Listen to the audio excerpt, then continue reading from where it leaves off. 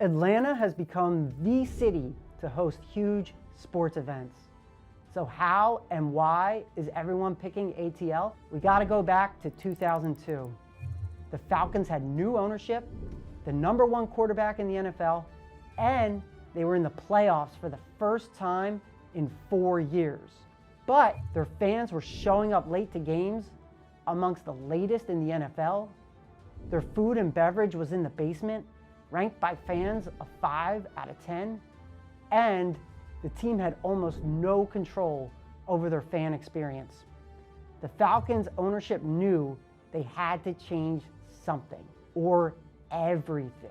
It started with a new stadium, Mercedes-Benz Stadium, which cost the team $1.6 billion and was set to open in 2017. The team decided to focus on how they priced concessions at their new home. The team slashed prices of hot dogs, which went from $8 to $2, sodas, which went from $5 to $2 plus free refills, beer, which went from $8 to $5. Overall, food prices at the stadium came down nearly 50%. And fan experience is I'll call it a 10 out of a 10, and that's rated by the fan, not by us, which we are #1 in the NFL as it relates to our food and beverage experience, and have historically been 1 or 2 in the NFL at the collective fan experience. That's Tim Zulowski from the Falcons.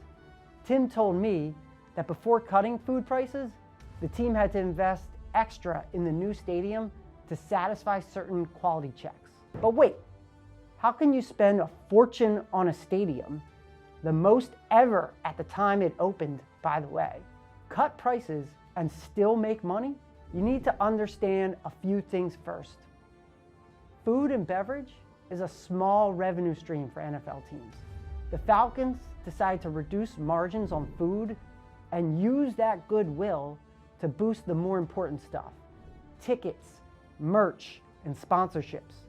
In fact, merch sales and other items are up 20%.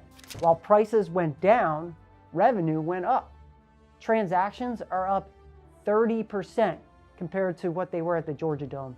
And the team says it sells more food before kickoff than it ever did in a full game at the Georgia Dome.